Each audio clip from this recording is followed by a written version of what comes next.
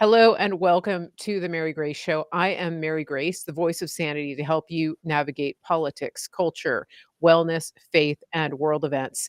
And I have with me today my good friend Sam Faddis. This is another episode of Spy Talk with Sam the Spy.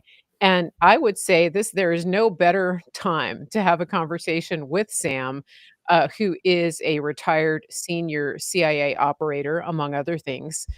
We're celebrating the 1 month mark of President Trump's second term in office, 47. And we're also looking at tons and tons of disclosures that Elon Musk and the Doge team are finding that have a lot of direct relation to your former line of work. So I think we're going to have no shortage of things to talk about. Welcome back to the show, Sam. It's great to see you. It is great to be here. Well, so where should we start? Um, well, last time we talked, we were hoping and praying and believing that there would be a transition and a swearing in. So we're 30 days out from that. Today is the 20th of February, 2025. Yeah. Give us just maybe a 30,000-foot view of how you think things are going and what you see happening. Um, and then let's take it from there. So, I mean, as you noted, we're all 30 days in. So Yeah. you're taking over the federal government and making massive changes. And as much ground as has been covered, obviously there's a lot more ground that has to be covered. But what's my first reaction? Wow. I mean, they are moving at tremendous speed. They're making good on campaign promises. They are radically uh, altering the landscape in Washington, D.C., they being Trump and Elon and the Doge guys, but really the whole team, everybody, all the appointees. And keep in mind that most of these guys, like, for instance, Kennedy, are just barely coming online, right? They were just approved. So, you've hardly had time to even sit down in a chair. So you ain't seen nothing Mhm. yet. What we're talking about is a complete we're talking about a political revolution, right? I mean, it is obviously a peaceful revolution, as it should be, but this is we have been on a certain trajectory since FDR, at least, and that the pace of that change has gathered. I mean, it's gathered speed. The pace has increased in recent decades, but this whole idea about a bigger, more intrusive, more expensive government, literally since the New Mm. Deal, right? So we are now we are now seeing that the counter Yeah. revolution, I guess, is what I would say, and this is a complete reimagining and remaking of the government. And I think I suspect you would say as well, taking it back in the direction, taking it back in the direction it should go. In other words, heading back toward the original conception of the founding Federalism. fathers, a much Mhm. precisely federalism, a much smaller, leaner, less intrusive, less expensive government, and much more control at the local level, but also just a lot more individual freedom. Yeah. So far, Yeah. so good. Obviously, a lot of work to be done. Well, speaking of individual freedom,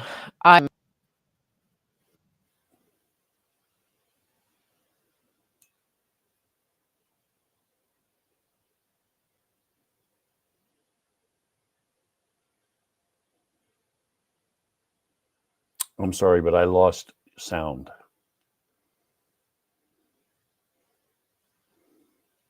I can't hear you.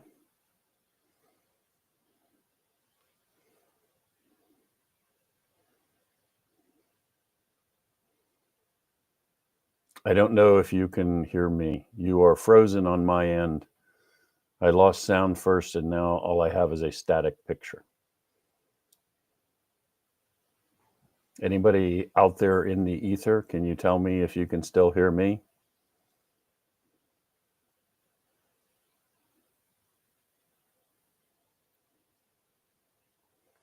Yeah, I've got nothing but frozen feed from her side, frozen image, and just before she froze, her sound died.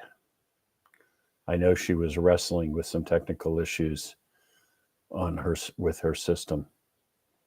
Okay, so you guys can hear me, so we'll just which yeah, I cannot hear her, and all I've got is, I'm sure, the same frozen image. Her sound went off and her lips were moving for a few seconds after that, as I think she was attempting to figure out what was going on, and then she froze, and that's what we've got. Okay, let me try to contact her independent of this and see if she's sorting it out on her end and get some advice as to whether she wants me to stay on or what. Okay. She's advising that she has had an internet failure at her end. Her internet went down. So it's not just this software, it is some kind of glitch in her internet. And now she's back. Let's see if we can get this to work. Hold on just a second. Let me see. I did some juggling for a while. Okay, so apparently none of my sound equipment is going to work with this arrangement. So we're just going to use the computer.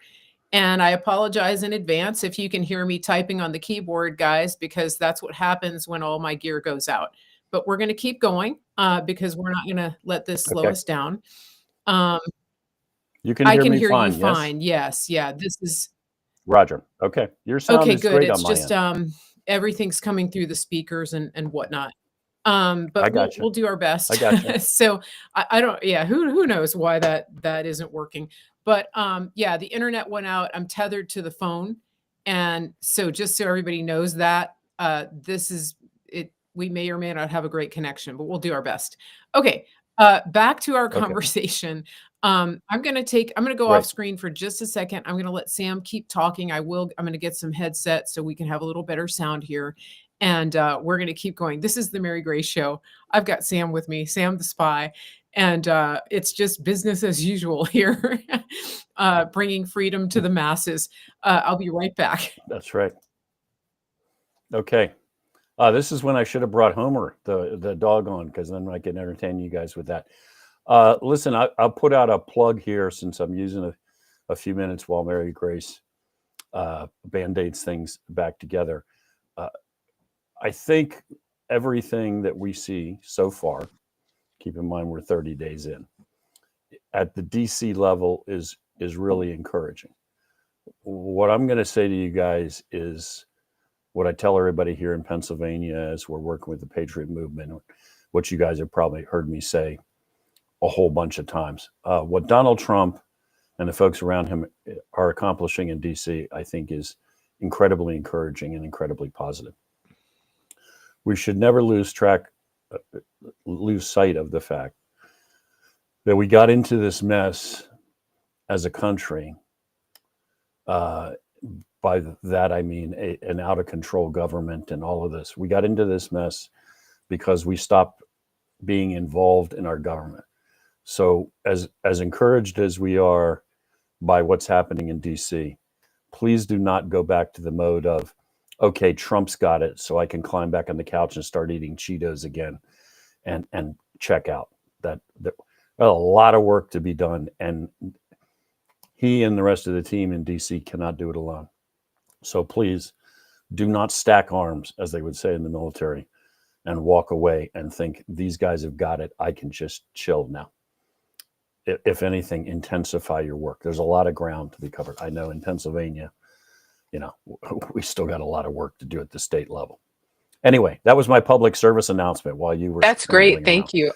I should have brought Homer. No. If I'd known I was going to have to do this, I would have brought Homer. Well, and we could do tricks if it happens again, we'll definitely get Homer on. Hopefully it won't happen. But I I was listening to everything you said, and I agree. I fully agree. We have a lot of fights at the state level, especially because the enemy doesn't sleep, and they will take advantage of any opportunity to sneak in under the wire. And that's what we see Yep. happening at the state level. For example, with the abortion issue, many states have gotten they're jumping on what I think has already happened in Colorado, which is that they are codifying the right to abortion into the Constitution. Mhm. And once they get it there, then it's like it's unchallengeable, irreversible, which is a big deal. And so be aware of that, be aware of what's happening at the legislative level in your state, because that's a really big issue that they're kind of sneaking in while people are focusing on what's happening at the national level. Now, we don't typically focus here on the show with what I call hyper local state level issues, but this is really, it's a nationwide issue, and it also is something that brings us around to exactly what we're looking at with this transition from a big government model to a state run federalist model. The abortion issue is a perfect example of that. When Roe v. Wade was reversed and turned back to the states, it wasn't abolished. The responsibility for making these decisions was put back to the state level, which is exactly what our founders envisioned and put into the Constitution and the Bill of Rights. And so this is like, I couldn't have teed it up better because it's a perfect example of what we're talking about. When something like this gets denationalized, that doesn't make it go away. It makes it go to your local and state level. And so wake up, look at what's happening in your state. Yes, it's exciting that they're finding all of these things, that there's disclosure in what has been going on. That's wonderful. But the things that we're seeing aren't just disappearing. Education, transportation, all of these things that President Trump is attacking to remove them from federal jurisdiction or to limit severely the federal jurisdiction, they're not disappearing. They're actually putting the responsibility back on you, the citizen of your state. I'm so glad you brought this up, Sam. It's really a critical part of what we're going through now. Yeah. Yeah. Well, as an example, and then I know you want to get back to where we were Sure. headed, but Planned Parenthood just launched a nationwide effort with a huge amount of money behind it to get school board members elected. So that's a national organization, Planned Parenthood. Their agenda is clear. We all Yeah. know what their agenda is. And they are now funding with huge amounts of money in a nationwide organization, getting people elected school boards. So you're talking hyper local. I mean, that's as local Yeah. as you can get. They're going right down to the school boards to stack every school board in the country with folks who will then push their agenda. And that's, so I don't care where you are. I mean, I'm sitting up on the side of a mountain about 2,000 feet up, pretty much New York, or as Mary Grace said earlier, she thinks I'm living in Alaska or Canada at this You're point, given the weather. secretly But in Canada. the point is, this is a pretty rural area, right? This is the Fortress of Solitude here. I mean, there's in all directions. Right here, this is happening in our school board in a red county in a very rural area. So I don't care where you are, you're going to have to fight this right on your own doorstep. Yeah, that's what they do. And one of the things that we have found is, we're getting disclosure. This leads us to the federal money that is going into all sorts of programs under the guise of USAID, and that is not aid. It is U.S. Agency for International Development. But somehow, the American taxpayers, it has been found through DOGE, the Department of Government Efficiency, it's been found that American taxpayers have been funding and footing the bill for our own demise. Meaning that all of these agencies, such as Planned Parenthood, that all of these agencies are actually being funded through their front organizations, such as Planned Parenthood, so called nonprofits, and so called NGOs. That's the ultimate irony, non governmental organizations, which are literally being funded by government money. And so called charities, the Lutherans, the Catholic charities, all of these things that are active right here in America on our soil. And I think I want to take some time to go into this revelation and these disclosures, especially from the point of view of somebody who is former CIA. What we have found out, if anyone has listened to Mike Benz, he has been doing a good job of explaining. He was on Tucker Carlson. He gave a speech a little while back at Hillsdale College. He explained the relationship between the State Department, the CIA, and the USAID. That sort of, I don't even know if I want to call it symbiotic, more like parasitic relationship, where the necessity for statecraft exists. For example, the State Department exists, at least on paper, to advance the interest of the U.S. around the world. That's what the State Department does. It was part of the founding of this country. That is one of the agencies that was put in place by our founders. But it was only one of three. And now we have 17 three-letter agencies, plus a bunch of agencies that were just kind of pulled out of nowhere. But the point is, going back to State Department exists to advance the interests of the U.S. CIA was created with the intention of, I guess, being the kind of the muscle behind that on foreign soil. And then the way Mike Benz describes it is that USAID is the friendly face of the dirty work that CIA can't legally do, or that Americans wouldn't tolerate if they knew that it was happening. That's sort of a summary of the way that he describes those relationships. Mm-hmm. Is that a pretty good summary? Yeah, I guess I mean, I have to say that, look, I spent 20 years undercover in CIA. Before that, I was a U.S. Army officer, active in reserve for what, I don't know, 8 years, something like that. And then another decade after I left CIA, as you know, mostly building and running training classes. I mean, I essentially taught virtually every agency in the federal government tradecraft. In other words, how to run operations downrange. Ran those courses, whether every military counterintelligence service, worked with FBI and DIA and the guys that haul nuclear weapons around the country for DOE. Okay, that's not like hooray for Sam. That's just, that's 30 years,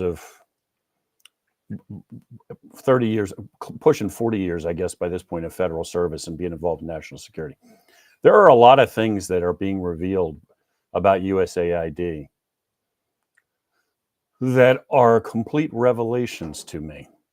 That I mean, that they're completely off the chain, that they've been out of control, that we're wasting a lot of money, that we're pursuing objectives that there's no consensus for. And that is not a revelation to me. The specific details of things that they're involved in, I'm learning as I read the press. And one of the things people need to understand about the intelligence community, look, I had a top secret clearance. I guess I still have a top secret clearance from CIA. and access to SCI, which is sensitive compartmented information. So we're talking, I mean, look, whether we're talking signals intelligence or imagery, in other words, satellite images or human sources, the top clearance you can get, plus a Q clearance on top of that, which is the details of how a nuclear weapon actually works, all that kind of junk. But the intelligence community doesn't work like you go into CIA, you walk through the front door, and then there's just a big room and all the files are accessible and you wander around and you grab a hold of everything. The real principle is, okay, you're cleared TS, yada, yada. Now you are compartmented, meaning you are shown what they determine you need to know to do your job. In other words, if I'm sitting on the ground in Iraqi Kurdistan, as I was in 2002, trying to overthrow Saddam Hussein, I'm not reading the files on Moscow Station. I'm not reading the traffic out of Bangkok.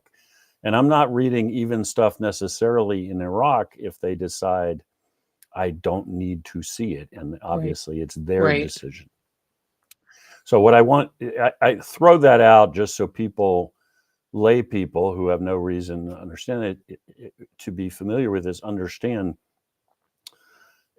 the capacity of the federal government to run operations, whether it's CIA, USAID, other places, and limit the number of folks who are actually in the loop on what the hell is going on. And that is a powerful thing. It is sometimes necessary, but I think it is obvious that it can be abused, right? What it means is it gives you the opportunity to do all kinds of junk, and you just say it's classified, to use the Hollywood term, and nobody gets to ask you questions. USAID used to be part of the department. In its original incarnation, it was a relatively small part of State Department before it became USAID. And its job was essentially to push information positive about the United States. Very limited charter.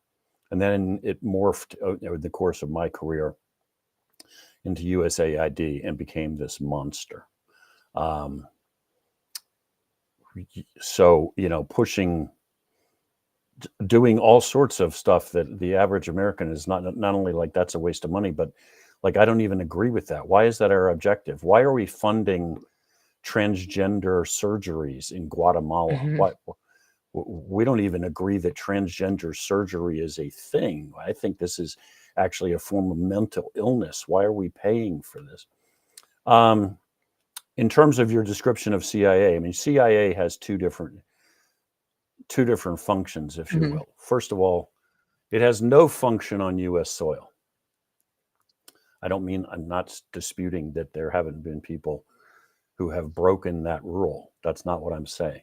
What I'm saying is it exists to conduct foreign intelligence operations, meaning operations outside the United States to collect intelligence on foreign adversaries. It has no legitimate function by law as law enforcement anywhere, and it has no function inside the United States. Now, again, don't misunderstand me, anybody listening to this, not me saying nobody's ever done that. I'm telling you, if they've done it, it is illegal and it is completely contrary to the creation. I mean, basically, CIA was built so we would never suffer another Pearl Harbor. That's its core function, the acquisition of intelligence abroad to protect Americans so they can sleep well in their beds at night. It has a separate, more limited covert action function. So what's the simple definition of that? I don't know, overthrowing a foreign government or funding a guerrilla force abroad where the United States doesn't want to do it through DOD. We're going to do it under the radar, plausible deniability, all that junk. By law, none of that happens, that covert action function, without a specific authorization. If you've watched the Hollywood movies, they always refer to it as a finding. That is the correct term. The President of the United States has to sign a finding. He has to sign a piece of paper and authorize CIA to undertake covert action. So when we went in to overthrow Saddam Hussein, as you well know, I was part of that. We had a specific finding from the President of the United States that says you have the authority to do this. And I'm not only the authority, but I am directing you to do that. So keep in mind, if you're in CIA and you're doing that, and the president didn't sign a finding,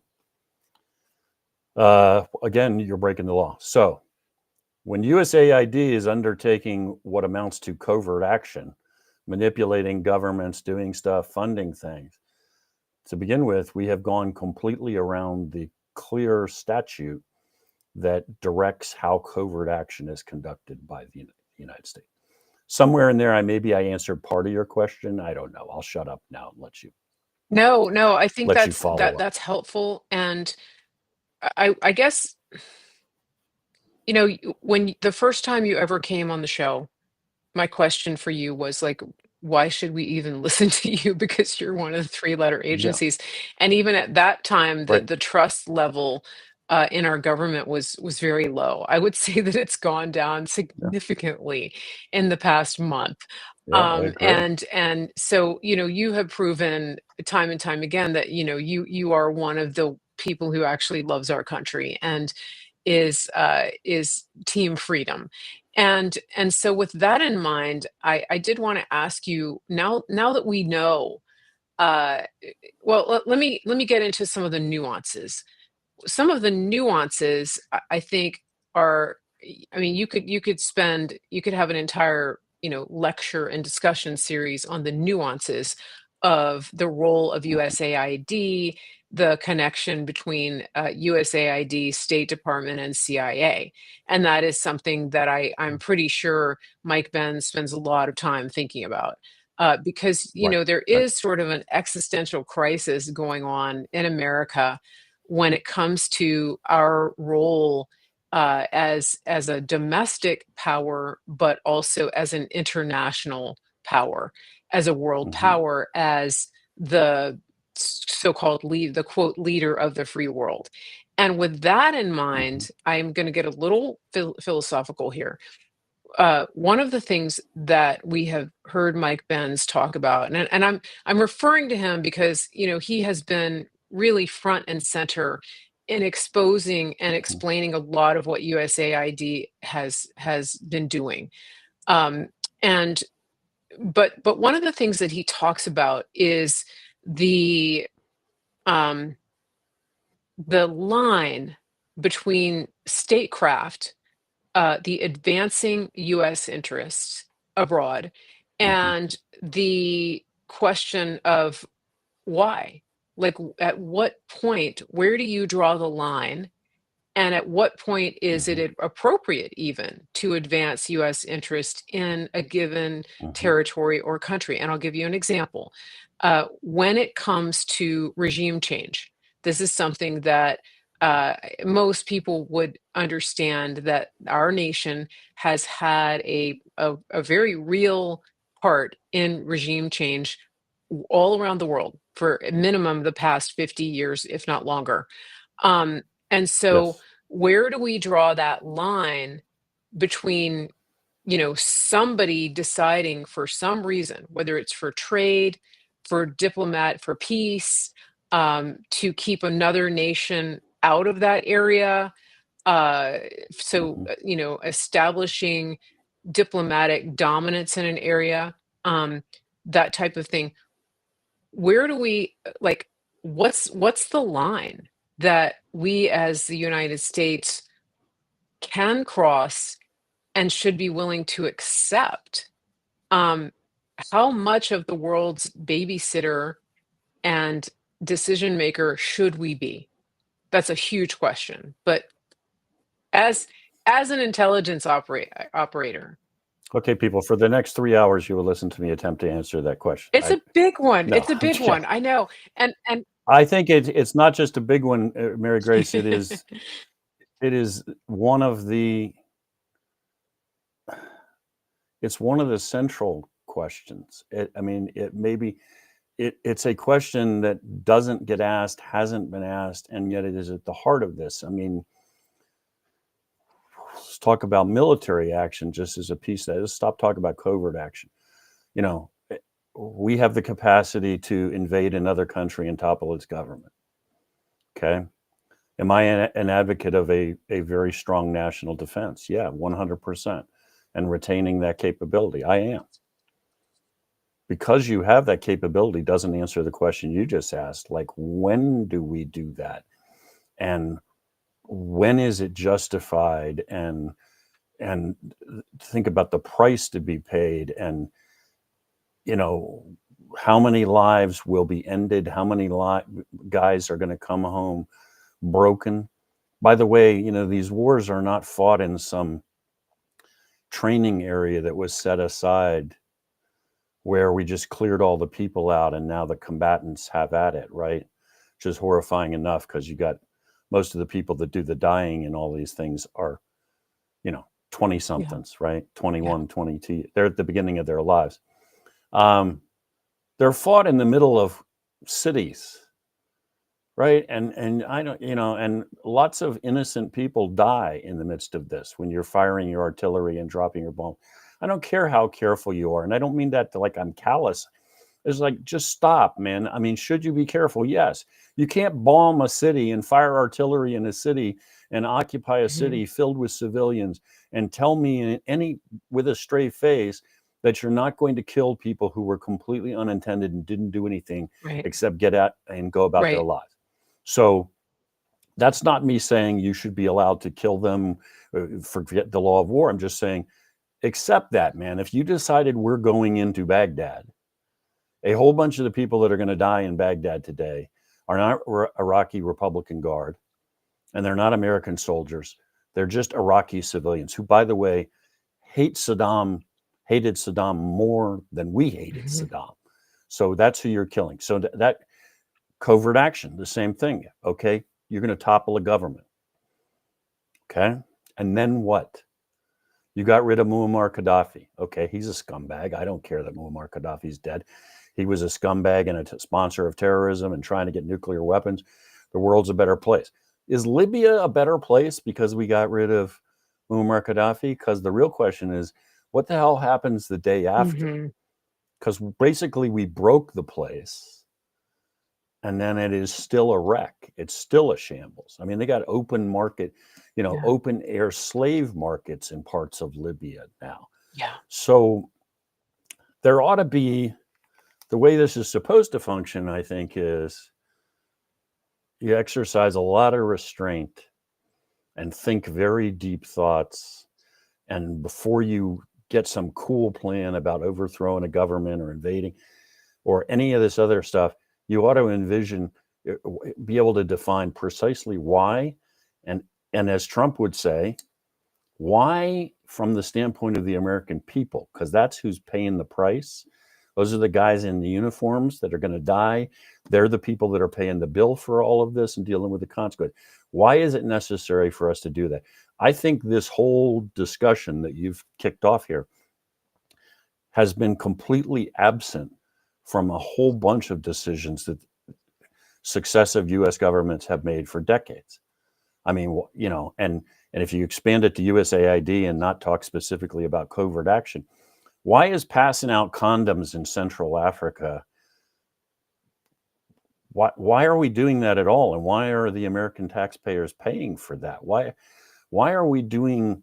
I mean, anyway, I think that entire conversation, which is a difficult one Mhm. to have, is just simply not taking place. Right. And it's not even like the Congress is deciding this. I mean, come on. When we're talking about USAID is just making these decisions internally. Sure. Yeah. And yeah. No consultation. The people's representatives are not involved. Congressmen are not involved. The people you sent to DC to run Mhm. the government are not involved. A bunch of unelected bureaucrats with their own political agendas and their own, or ideas about gender fluidity and this kind of crap are making these decisions. So, I mean, it's a tough conversation. The worst part is we haven't even been having the Right, conversation. right. Yeah. So where do these decisions originate, and who is responsible for reflecting on the impact that these decisions will have, um, on the American people, on the pocketbooks of the American people, and also generationally? How do these decisions affect the local people, the international balance of politics, of trade. So it's a big geopolitical decision for somebody to come in and make a decision like this. You mentioned national defense. The role of the president is to safeguard the national defense. That's one of Yes. his primary responsibilities.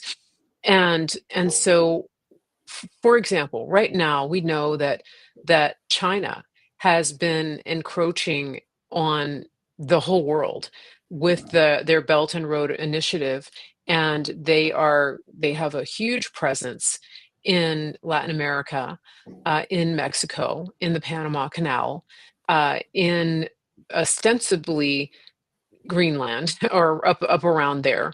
Uh, Mhm. and one thing about Greenland, I will say that there's a lot more in Greenland than people think. It is Mhm. not just a vast Arctic wasteland. It Right. actually there's a ton of natural resources, and there are research facilities there that have been there. U.S. research facilities, foreign research facilities. It's a prime piece of real estate, and people kind of laugh about it because we don't think about it, but what Trump is doing right now strategically in renaming the Gulf of Mexico. I mean, it's a dig to the left because they renamed everything. So he's like, we can Mhm. do that too. But it's also a geopolitical strategy of defense. And I'm getting somewhere with this. I'm on a little another tangent, but I'm going to land this plane in a second, which is there's always a question of when you make a decision like this, are you making that decision in the interest of US defense, whether it's Mhm. defending us on trade, on geopolitical grounds, um, culturally, whatever it is, that where who with whom does the ultimate decision lie? Mhm. When you are even protecting borders, but also even thinking about expanding borders. Mhm. Because let's face it, when we do a regime change, that is a de facto expansion of the US empire, Mhm. whether we're calling it that on its face or not. And there's Mhm. a lot of people who are kind of alarmed, um, about Trump's stance on Greenland or the Gulf of America. They find it alarming because they think that it's heading toward a counterpart to the European Union, Mhm. annexing Canada, that kind of Mhm. thing. Again, we're getting into some deep philosophical territory, but I think it's important because these questions have not been put to the people at large for generations, decades. Yeah, I agree. We have a government that has stopped being accountable to us in any way and pursues objectives, whether we're talking domestically or abroad, um, without really any consultation with the American people. And also, just there's an element of sometimes, well, we can, therefore we're going to do it, as opposed to, okay, man, well, maybe we can, but that didn't answer the question. The question was, you can't. Sorry, I've got silencing notifications from people who won't stop bothering me. Um, You're okay, we can't. popular. We can't, or I don't know. Hopefully, they're not bill collectors. We can. Okay, cool. That's great. Should we?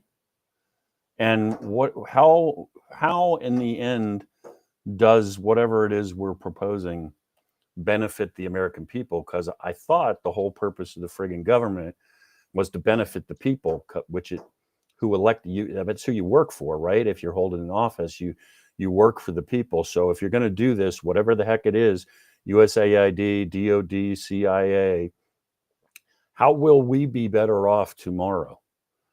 And I think Hmm. I always come back to look what there are often no easy answers, but you have to have that process, and frankly, it needs to be deliberate and it needs to be characterized by restraint, right? Teddy Roosevelt, speak softly, carry a big stick. Everybody wants to just talk about the big stick part and make it seem like Teddy was the guy just running around the world trying to get into conflicts and all this stuff. Okay, There's a reason why the speak softly part was the first piece of that, right? Because he wasn't actually in a hurry to get into conflicts with people. You know, he's looking for that. We've just kind of dispensed with this. I mean, this whole really important issue of why are we doing this and should we be doing it? People talk about the greatest generation. I think I've said this to you before. I probably repeat myself all the time. But anyway, you know, the greatest generation, we won World War II. We defeated Nazi Germany, Imperial Japan, yada, yada. Okay, fantastic. My father was a member of that generation, won the Silver Star at Okinawa. All credit where credit's due. I'm not diminishing that. You know, World War II started in 1939 formally. I mean, the world was already in conflict. Okay, we entered the war after the Japanese bombed us in Pearl Harbor 2 years later, over 2 years later. The whole world was going up in flames. You know what the American people were saying? Most of them were saying, it's not our fight, stay out of it. The moment that Hitler went into Poland, we didn't go marching in the streets and say, we have to go to war in Europe. We were saying, why should we send our boys to die there? And for 2 Especially after years, World War One. especially after World War One. Well, look, in World War One, our troops arrived in 1917. That's when we entered the war. The war started 3 years earlier in 1914.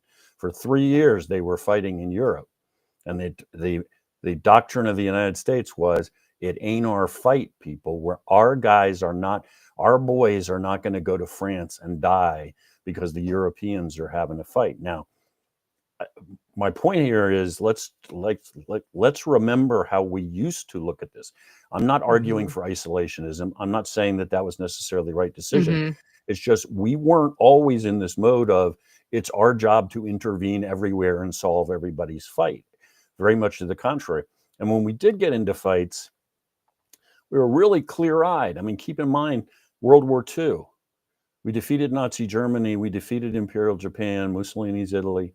We allied ourselves with the Soviet Union. We allied ourselves with Stalin, and we sent him equipment and supplies to fight. Why? Did we not know who Stalin was? He's a friggin' monster. We understood what the USSR was because it was like, we'll deal with that later. Right now, we got to make the really hard, clear-eyed decisions that are benefiting the American people. We got to win this first war before we can worry about the Russians. So, you know, whatever happened to that kind of, we answer to the American people and let's make really sober judgments thing. It seems like it's just, you know, it's floated away.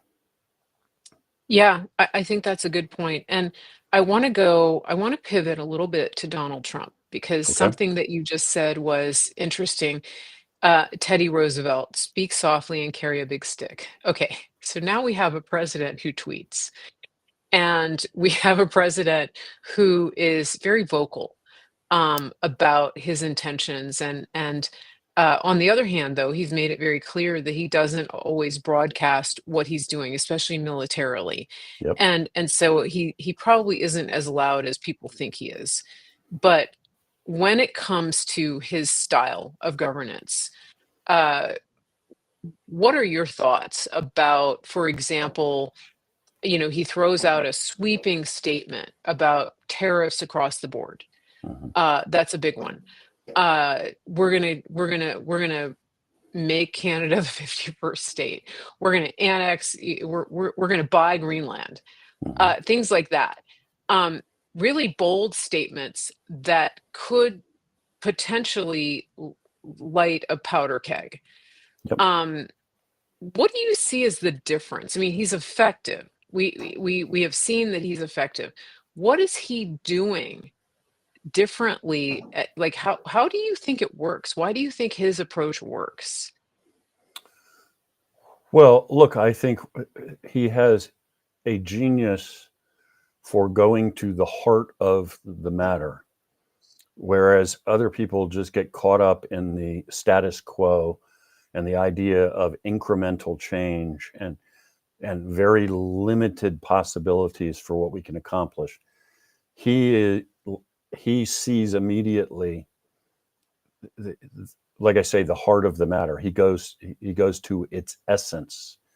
So I give you an example, Gaza, right? And this whole business about moving the Palestinians out and redeveloping the place. What I think Trump sees instinctively, and I don't mean to suggest he's not also very sharp, I just mean like his mind works like this, is Yeah. we Yeah. can't go back to any version of the status quo that existed before Hamas's attack on Israel and not ultimately end up in exactly the same place. So in other words, if you leave Hamas in charge, I don't care. I don't care what peace deal you sign. If those guys remain in charge and those people remain there, and basically we don't fundamentally change the situation, you can start a clock on when the next attack will happen. We will be right back here Hmm. in a year, 2 years, 5 years. I don't know. We could argue about that, but the point is, you're just repeating the same thing over and over. You're going to get exactly the same result. We must fundamentally remake the reality on the ground. And then I think he deliberately says things that are provocative to kind of break the eggs and signal that we are not accepting the status quo. So he talks about redeveloping Gaza. I don't think Donald Trump really thinks that we're going to take over Gaza and we personally are going to run the place. What he's saying is we're one way or the other, when this is all done, there will be a completely different reality on the ground. And Right. then, Right. okay, then the protracted negotiation takes place and the discussion takes place. And I, I don't know exactly what it'll look like, but I think there's a very good chance that when it's all done, Gaza will in fact not settle back into it. Hamas will not be in charge. And a lot of those people won't be there. And we will have broken that cycle with Greenland. To what extent he really thinks we're going to buy Greenland, I don't know. I think what he is saying is there's a massive amount of resources, and we're not just going to accept the fact that they're somehow walled off from us. Mhm. Already, Or that Dane, China is just gonna waltz in. or they're going to let China just steal this stuff. The same thing with the Panamanians and the canal, right? To what extent he intends or ever intended to invade Panama and physically take back the canal. What he was saying to the Panamanians is, Yeah. there's a deal. You're not living up to the deal. We're not going to accept the Chinese controlling this place. And I do actually, by the way, as the President of the United States, have the military capacity anytime I want to press a button. And I will guarantee you in 24 hours, we will retake the canal because that's a reality and we can do it. So what did he just do? Mhm. He completely changed the negotiation. The Panamanians, it's like all bets are off. And what did they start doing? All of a sudden, they start making concessions and making movement and so forth. To what extent did he ever really want to invade Panama? I'm Right. guessing he didn't really ever really want to press the button and say, Yeah. we're going to invade Panama. But what he was saying is, we're going to, negotiation is all about leverage. I have said to you before, in interrogating somebody, the first thing I always tell somebody if we got them in custody and we're interrogating them is, unless you make yourself useful to me, you're going to stay here in this cage for the rest of your life. I don't Mhm. care. I can walk out the door right now. I'm a free man. I can go. In Mhm. other words, all of the leverage is on my side. I'm not begging you for anything. You don't want to talk to me? Cool. I'll go grab lunch and the door will close on your cell. That's the real way you question somebody. It's all about leverage. He is a master of doing that, of remaking the situation, um, and Yeah. and he is doing it very, very effectively and very, very quickly. Good. It's interesting. And I'm glad, speaking of leverage, I'm glad that you brought the Middle East into the conversation. I know that's your area of expertise, but this is a good time.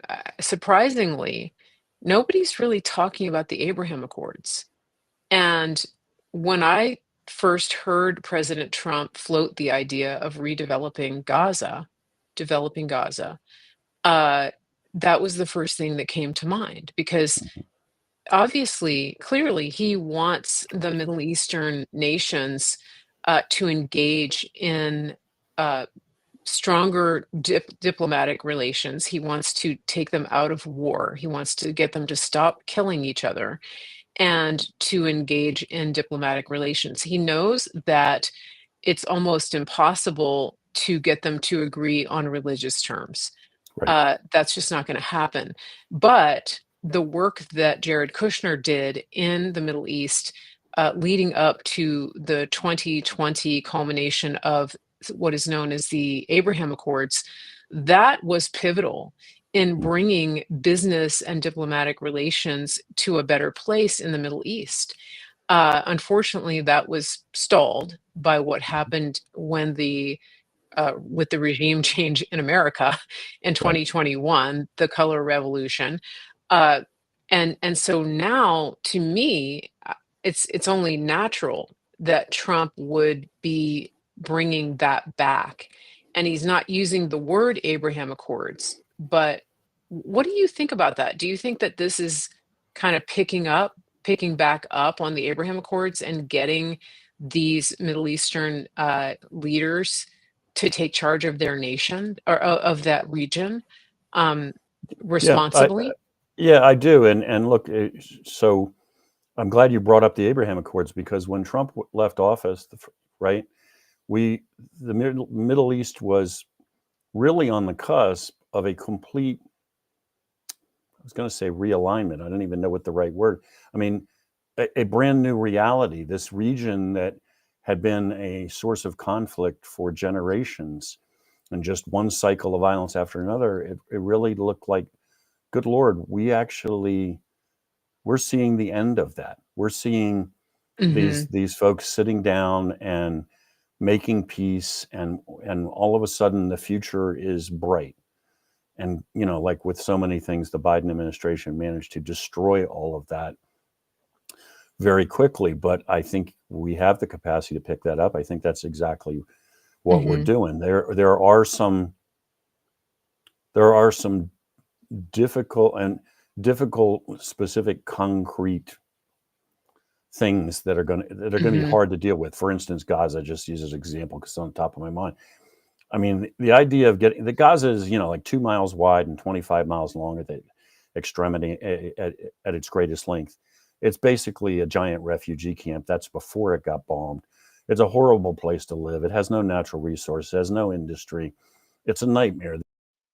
The idea that these Palestinians are jammed in there, I mean, into this horrible perpetual existence in this nightmarish place. I mean, that's no way to go forward. They're going to be a trick getting somebody to.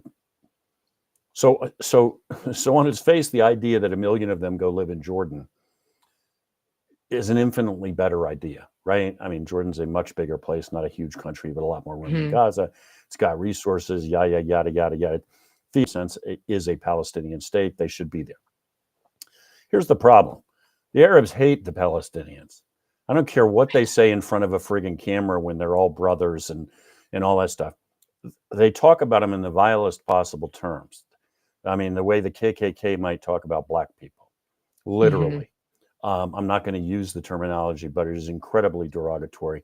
They regard them as savages, and terrorists, by the way. And even though they're defending them all of the time, they sure as heck don't want them on their own soil. So And that's. does this includes Egypt? This includes the Oh Egyptians, my God, yes, or the Egyptians too. Look at have you ever seen pictures of the wall between Gaza and Egypt? It makes like the wall that Trump was building on the border here look like nothing. It's like the friggin' modern Great Wall of China along that border. They talk about them, they're dogs, they're savages. They say worse things than that. So, and they're terrorists, and they know wherever they go, they're going to bring Hamas with them. I mean, I'm talking their characterization. I'm not accusing every Palestinian of being a Mhm, terrorist, but that's the way they think about it. So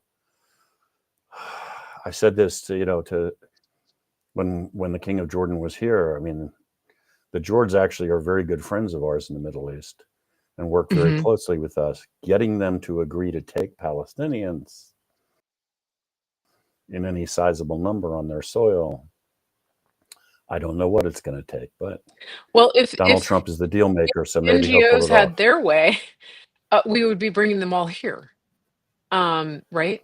Yeah, yeah, or we would just keep them there forever, and somebody would make billions of dollars off of shoveling them aid, half of which would be stolen and sold on the black market, and the rest of the money would actually be diverted to buying rockets and machine guns and crap. Is that the This is wall? the Yeah, wall. there you go. Those Yep, little silver lines that you see, that's concertina wire, right? yep, That's yep. That's how. That'll give you an idea what the Egyptians think of the Palestinians. okay. They're not inviting them in. They don't want a single one of them on their So soil. borders They actually, won't stop. so Won't stop them from standing up in front of a camera and talking about their Palestinian brothers right. and how much they love them and stand in solidarity with them, but they're not inviting them home. So borders actually are a thing. Borders. You know, it's also very funny. Who was it? Tom Homan, I guess the borders are, who said when the Pope was criticizing Trump's border policy the other day, he was like, take a look at the Vatican, man. It's surrounded by a 50 Yeah. foot high wall. And by the way, they have the Swiss guards there. And, if you've ever been to the Vatican, the Swiss guards look really cool in their uniforms. They were originally hired as mercenaries, I think, back in the Yeah. 1500s by Yeah. the Vatican. But the thing is, it's not just the dudes in the fancy costumes with the helmets. It's an actual very militarily capable. It's a military force armed with state-of-the-art weaponry. So the Yeah. Pope lives Yeah. behind a 50-foot high wall with his own army and lectures other people about Mhm. borders. Yeah, I thought exactly. Homan was Yeah, dead and I on. mean, I lived in Rome, so I had frequent, There you contact go. with the Swiss guards, and everybody knows in Rome that there are Italian guards at the Vatican, and there are Swiss guards. The Italian guards are considered to be like a rent-a-cop. The Swiss guards are the badass people that you do not mess with. And they're the That's right. ones who are guarding the entrance of all entry points to the Vatican. The Italian guards are the ones that are like standing around in the museum and things like that once you're in the Vatican. But getting in is a whole different story. So just for what that's worth. Um, Well, the Italian guards are spending half their time making time with the ladies well, outside exactly, yeah, in the and square. yeah, Yeah, and they're all yeah, flirting with every woman that walks by. But the right, Swiss are all right, right, business. and they're This is why they have them there. yeah, That's exactly. So it's very interesting. I think a lot of people don't realize that. So thank you for explaining it. But it's, so going back to, I guess, international relations, statecraft, what we do as a country. I do think I'm happy that we're having this conversation today because I do think that this once we get through the initial phase, the initial um, reveal, the disclosure of what is happening with our country, with our monetary system, understanding that, understanding the theft, understanding the level of depravity and um, just deception that we've been under, betrayal, getting through those stages. The conversation has to take place of what we just talked mhm. about. What is America's role at home and abroad? How much responsibility does America have for policing the nation's regime and enacting regime change? What is right? What is ethical? What is our responsibility? And then where does any of that fall in the realm of national defense for this Yep. country? That is the president's responsibility, is to defend our nation from enemies, domestic, foreign, and domestic. And so I think these are really important questions that need to be brought up. Absolutely. Once we get through the shock and awe phase of getting Yes. the country back. And one of the things too that I've been saying is, you know, right now, the things that Trump are doing, they seem extreme in some ways, but he had to stop the bleeding because our Yep. country is, right now is, if you think of think of it as a medical situation, we are in a Hmm. level one trauma situation. We're in a critical bleeding out Hmm. trauma situation. And if you've ever Yep. been in a situation like that, some of what you see happening, some of what the EMTs or the doctors are doing can seem very scary because the interventions Yep. that are taking place are not always understood to the layperson. And I think that's what we're seeing right now. I think we're seeing some Yep. big Yep. interventions. And so if you get scared or frustrated, just think level 1 trauma, like stop the bleeding. Stop the bleeding. Everybody knows like if all the blood is gone, the patient dies. And then you deal with the Mhm. brain and the other systems. But if there's no blood, there's no person. Um Yep. and so that's where we are. Yeah, I think you're right, and I think you also just have to. I mean, as time, whatever your priorities are, you're going to get those accomplished up Yeah. front. At some point, it will begin to get harder and harder and more difficult, and there will be more resistance. And obviously, you're also going to face midterms. And you don't know what's going to happen in the Congress, all Mhm. kinds of things. Mhm. So you got to move quickly, and people should understand there's still a tremendous amount of resistance within the bureaucracy. Yeah. I mean, I know guys working in the agency and CIA still inside talking to me about how immediately following the election they're sitting in a staff meeting and a senior CIA official, in other words, this is not two guys around the water cooler thing, this is a formal meeting, and they got one of the top guys in CIA sitting at the end of the table, and the first thing that he says out of his mouth is, I still can't believe this POS won the election. Obviously, he doesn't say POS. Um, Yeah. that's on the record in a formal meeting in his capacity as a senior official of the Central Intelligence Agency, Yeah. a guy who works directly for the President of the United States, saying that to his subordinates in a work setting. Yeah. That is not a private opinion he expressed at home to his wife. That's him saying that to his subordinates and setting that tone. And that kind of crap is happening all throughout the Mhm. federal bureaucracy. Yeah. So And they've gotten you got away to with break it. that resistance. You got to move fast. Yeah. Yes, of course they've gotten away with it. Look at CIA when Trump won the first time, they actually they have formally told supervisors to designate crying spaces, places where people. I'm talking a formal communication that you will designate places for your employees who are still attempting to deal with the emotional trauma of Donald Trump winning in Mhm. 2016. Mhm. They will have a designated space to go to till they can compose themselves, and they will be, not can be, they will be given time if they need it to go process this. This is the Central Intelligence Agency saying, if your people are having breakdowns at their computer screens because Donald Trump was elected, you need to set up a space where they can go cry and try to get their act together. That's like, I didn't make that up. That happened. And CIA is not the only place it Mhm. happened. It happened all throughout the federal government. Yeah. I give you an Yeah. idea. And the same, I think the response is a little less visible this time because the scope of the victory was such. But those attitudes didn't go away on the part of Mhm. senior folks. So they're going to be trying to fight the guerrilla war for a long time. Interesting.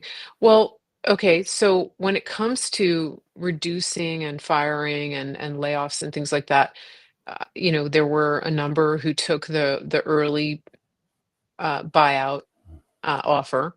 There are people who are being laid off, getting their pink slips. Entire departments are being eliminated. Hmm. We're hearing a lot of crying about from people who are being told they have to come back into work. So that's more rank and file. Uh, what do you well, DOJ has had a big purging, which is good. Hmm. But what do you see happening with these types of people? Do you see this new administration coming in and getting rid of these people? I mean, this senior official, what is the likelihood that this person is going to be identified and sent packing? This is what the American people want to see. They want these people gone. It's one thing to have, 2% of the workforce cut out as a money saving operation. It's a whole different thing to have this level of resistance rooted out and sent packing. That's a completely different conversation. Yeah, well, so that's a very good question, and it remains to be seen. I mean, it. I'll use CIA as an example just because I'm closest to that organization, but it's an example only. The same applies at the Bureau, DOJ, any of these other places. Hmm. A bunch of people got to be fired. I mean, particularly senior officers. You're not going to go in and keep the same team and think you're going to somehow dictate a different result. I mean, a bunch of people got to be fired at the top, in addition to whatever buyouts and all this other general. You got to get rid of people at the top, and for a couple of reasons, because many of them deserve it, because they either were part of the problem or they just sat there on their hands while things happened. They could have resigned. They could have stood up and done the right thing anytime, but they chose not to. So whether you were actively part of a coup against Donald Trump or just watched a coup occur against Donald Trump and didn't do your duty to the Constitution and the American people, you're gone. So that's got to happen.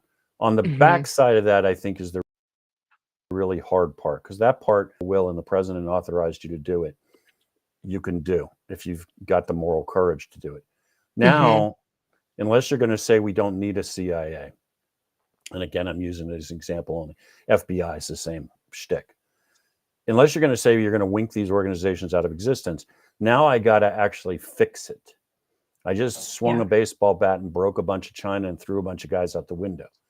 Now I got to fix this place and retool it and make it do its job and make it not ever again do the things that it was doing that it shouldn't have been doing. That's the hard part, because part of that will require people who actually know how it's going to work. I mean, the simple example, I was in the military. I come from a military family. Okay. I take over a battalion or a brigade or a warship, and it's a wreck, and it's, it's failed every eval, it's failed every inspection, blah, blah, blah. Okay. So I fire the sergeant major and I fire a bunch of company commanders and I pull this guy. That's great.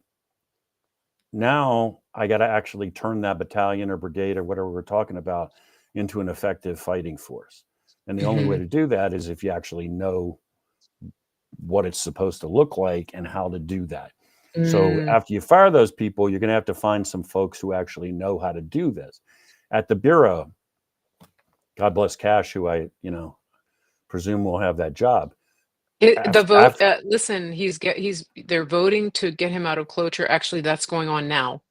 The final, when that happens, then he moves to Senate. So the Senate vote is tonight. So, pray, everybody. Okay. God willing, absolutely, that he's there. Okay. And walks through the door with a baseball bat. Yes, people, I'm speaking metaphorically. Don't go taking that sound clip and telling people that Sam's advocating violence down at the Bureau.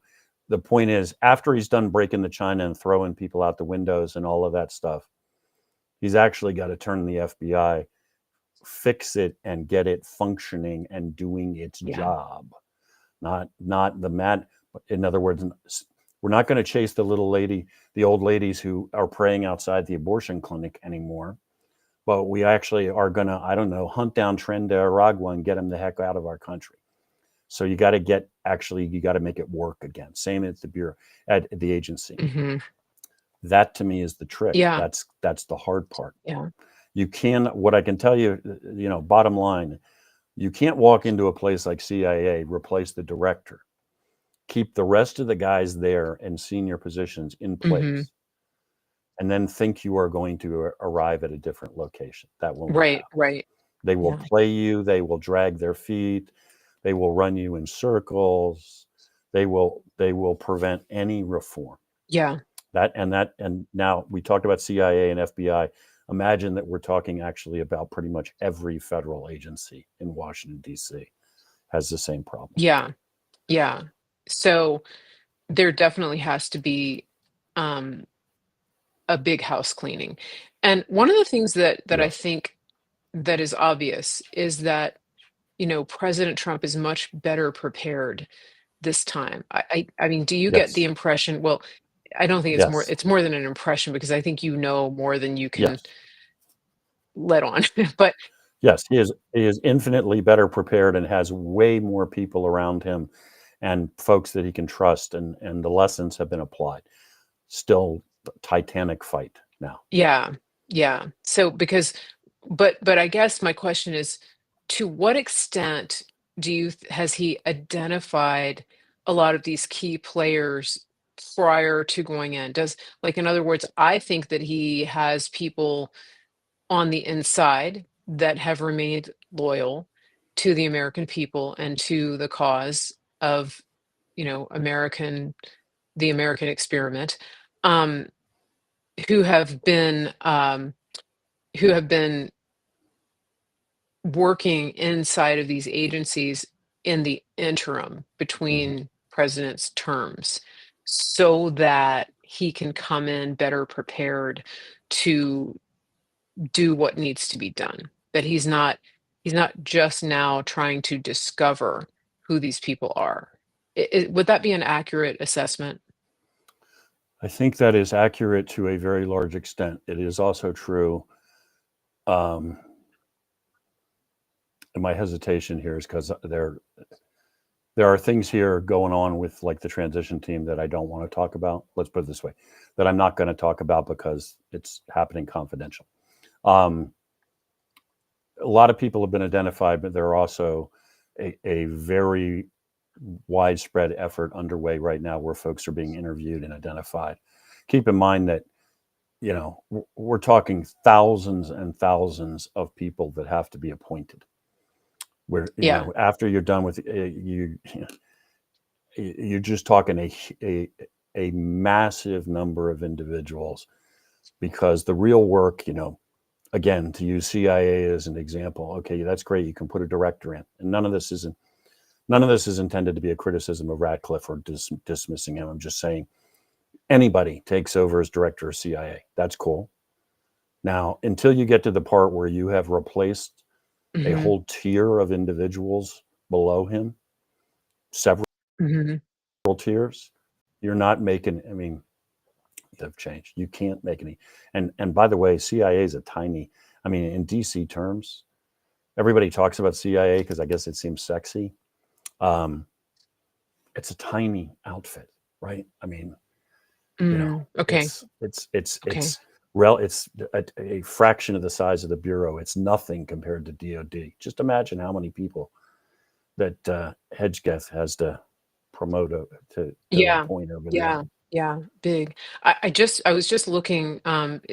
Somebody said that cash is in, and it is looking like the confirmation has gone through that he is Okay, our FBI good director. deal.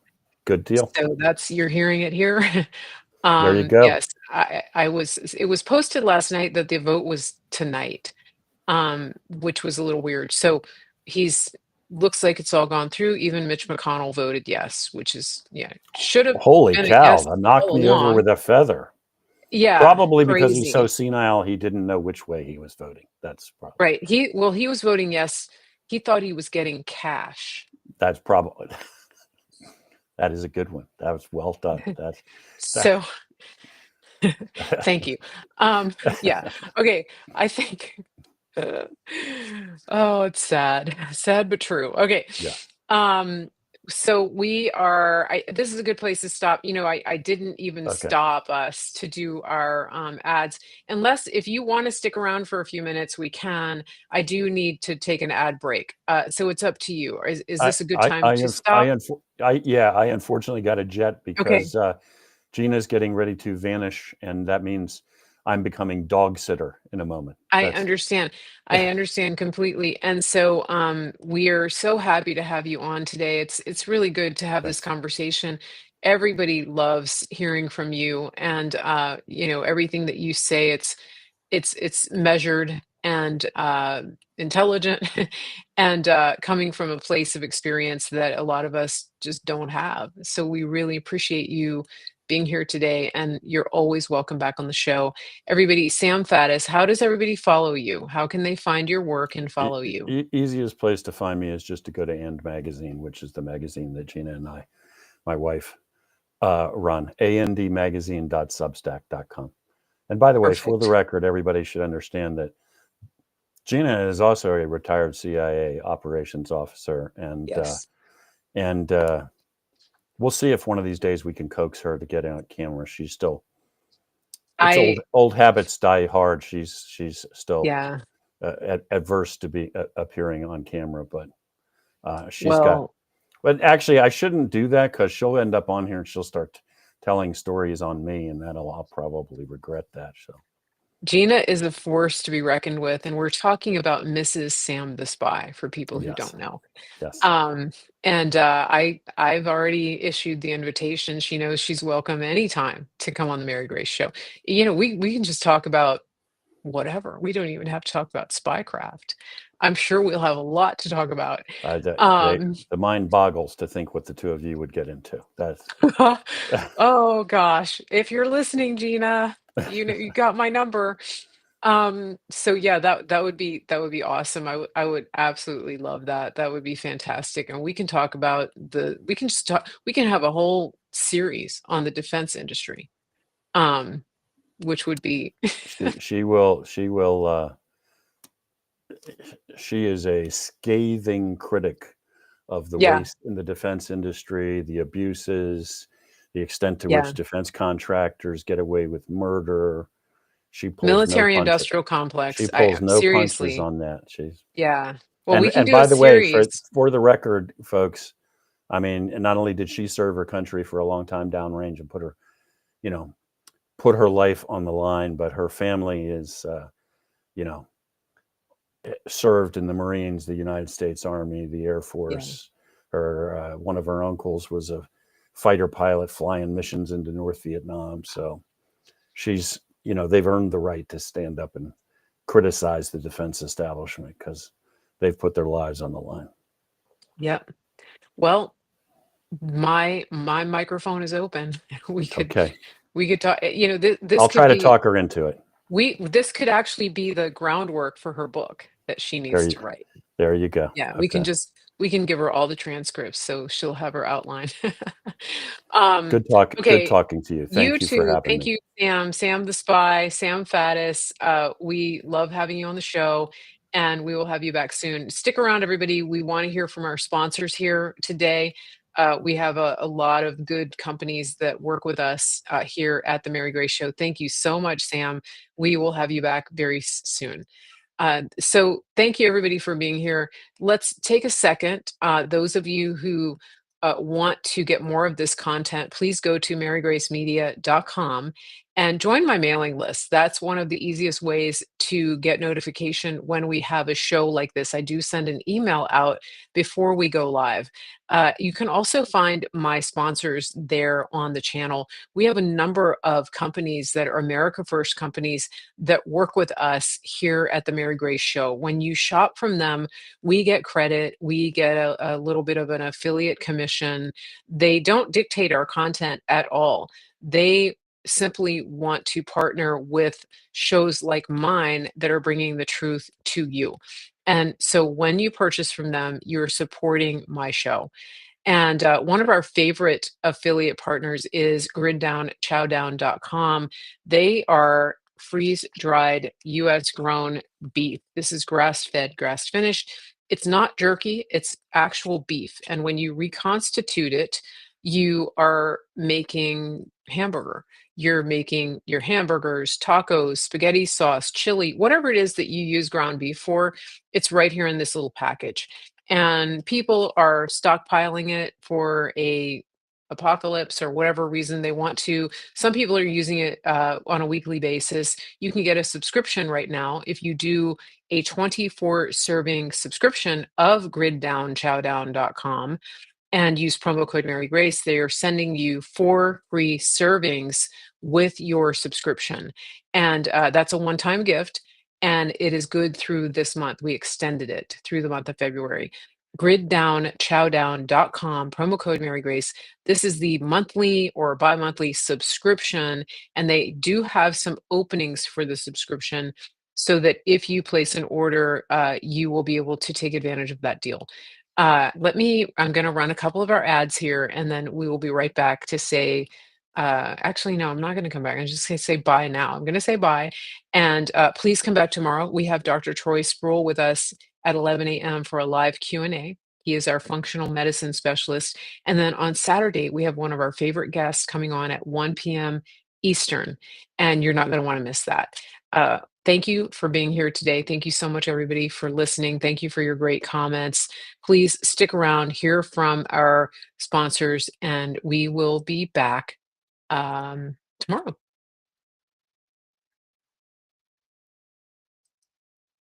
Hello, I'm Jordan, and this is my brother. And I'm Nace, and we're the Grid Down Chowdown, and this is Larry, who is a local rancher that we've partnered with. Now, Larry, you've been ranching for over 4 generations, is that correct? That's correct. I'm 3rd generation, my son's 4th generation, and I've got some grandkids that are 5th generation. Man, that's awesome. We've been here for quite a while, yeah. All right, now, Larry, your cattle is grass-fed, grass-finished, and pasture-raised, just like God intended them to be. Yes, because I want to know what's in that animal, Right. what it's been fed, and so the only way to do that is for us to keep it all natural, just like God has done it for years and years and years, thousands of years. How has partnering up with us helped you and your ranch? Well, it's allowed us to develop a market that we didn't have before, one that can get directly to the consumer, and that's great. And just remember, more importantly, with every package that you buy, we put a salvation track in there. So from the bottom of our hearts, we thank you for allowing us to do what we believe that God has us here to do. And just remember, God loves you. He really does. Amen. Americans spend more now than ever on healthcare, and we're sicker than almost anybody in the world. We've put our trust in a system that's completely let us down. Dr. Troy Sproul and the team at Synapse Center for Health and Healing have changed all that. They are a functional medicine clinic, and they get to the root cause of what's made you sick in the first place. Once they do that, they give you solutions to help you get out of that. This is the way that medicine was meant to be practiced, and this is what they're doing. They're changing the entire system from the inside out, one person at a time, and you could be one of those people. And so when you're working with the team at Synapse, they're giving you solutions and not just prescriptions. That's a game changer for me. When you set up a free discovery call with Synapse, you're starting on a journey of healing. You're starting on a journey of getting answers. And that's why I've partnered with them, because I want you to be healthy. I want your family to be healthy. I want you to have all of the resources that you need to steward the body and the health that God's given you. Go to officialsynapse.com and tell them Mary Grace sent you. That's Official Synapse, SYNAPSE